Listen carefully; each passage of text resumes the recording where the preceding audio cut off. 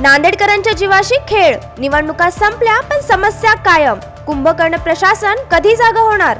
नांदेड शहराचा विकास आणि मूलभूत सोयीसुविधांच्या नावावर मते मागून निवडून आलेले लोकप्रतिनिधी आता नेमके कुठे आहेत, असा संतप्त सवाल शहरातील अनेक नागरिक विचारत आहेत. शहराच्या मुख्य रस्त्यांवर जाम झालेले ड्रेनेज लाईन, खड्डे, अर्धवट रस्ते, अर्धवट सोडलेले विकास कामे, जागोजाग अनेक ठिकाणी शहराच्या मुख्य रस्त्यांवर पडलेले अडथळे आणि प्रशासनाची उदासीनता यामुळे सर्वसामान्य जनतेचा जीव मात्र टांगणीला लागला आहे. मिळालेल्या माहितीनुसार आणि प्रत्यक्ष व्हिडिओमध्ये दिसत असल्याप्रमाणे नांदेडमधील रस्त्यांच्या मधोमध उठलेल्या ड्रेनेज चेंबरला झाकण्याकरिता त्याला आडोसा म्हणून लोखंडी सांगाडे, बॅरिकेड्स आणि इतर अडथळे तसेच पडून आहेत.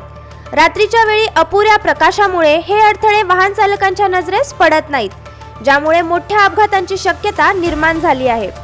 एकीकडे स्मार्ट सिटी आणि विकासाच्या गप्पा मारल्या जातात, तर दुसरीकडे साध्या रस्त्यांवरील अडथळे दूर करण्याचेही सौजन्य नाही. महानगरपालिका निवडणुकीच्या काळात प्रभागातील समस्या सोडवण्याचे आश्वासन देणारे लोकप्रतिनिधी आता निवडून आल्यानंतर या गंभीर समस्यांकडे पाठ फिरवत असल्याचे दिसून येत आहे. नागरिकांनी आपल्या हक्काच्या मूलभूत सुविधांसाठी आणि शहराच्या प्रगतीसाठी ज्या विश्वासाने मतदान केले, तो विश्वास आता डळमळीत होत आहे. स्वतःच्या प्रभागातील रस्त्यांची दुरावस्था आणि हे जीवघेणे अडथळे लोकप्रतिनिधींना दिसत नसतील का, असा प्रश्न उपस्थित होत आहे. प्रशासन आता तरी जागे होईल का? कुंभकर्ण प्रशासन एखाद्या मोठ्या अपघाताची वाट पाहत आहे का, असा रोखठोक सवाल नागरिक विचारत आहेत. केवळ कागदोपत्री विकास न करता प्रत्यक्षात शहरातील सर्व ठिकाणी असलेले रस्त्यावरील अडथळे तातडीने हटवून नागरिकांना सुरक्षित प्रवासाची हमी देणे गरजेचे आहे.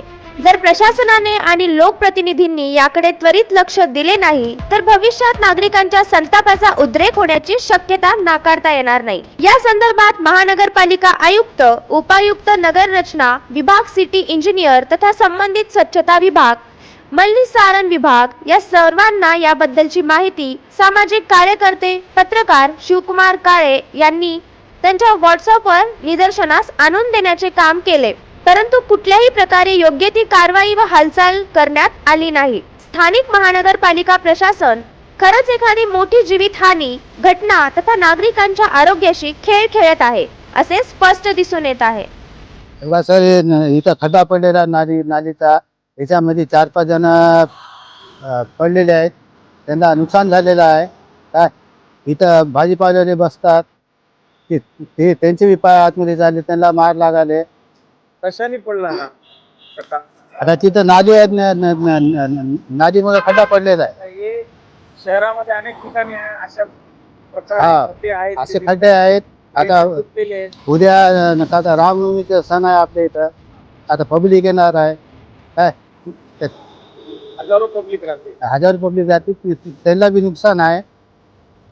जेणेकरून प्रशासनाने खड्डा विजून टाकायचे. माझं नाव रामप्रसाद मारुतीराव गंगात्रे.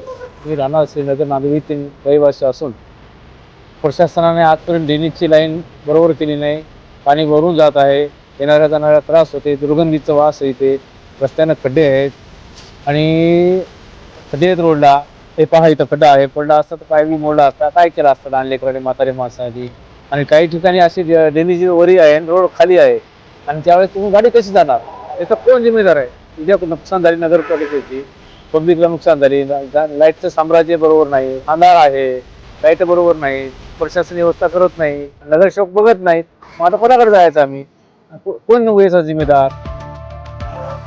अंधारामुळे लुटमार झालेली आहे, मारामारी झालेली आहे, आणि बरेच वेळेस महिलांना छेडछाडीचे समोर जावं लागलं, आणि घाणीच्या साम्राज्यामुळं लोकांच्या आरोग्याचा प्रश्न निर्माण झाला. तर प्रशासन का जाणून बुजून लोकांचं परीक्षा पाहते का? याचे जिम्मेदार कोण? आमचा प्रश्न असा हा आमचा प्रशासनाला सवाल आहे. जागे व्हा, आता तरी जागे व्हा आणि सर्वसामान्याच्या प्रश्नाकडे लक्ष देऊन त्यांचा पाठपुरावा करून त्यांचा प्रश्न सोडण्याचा प्रयत्न करण्यात यावा.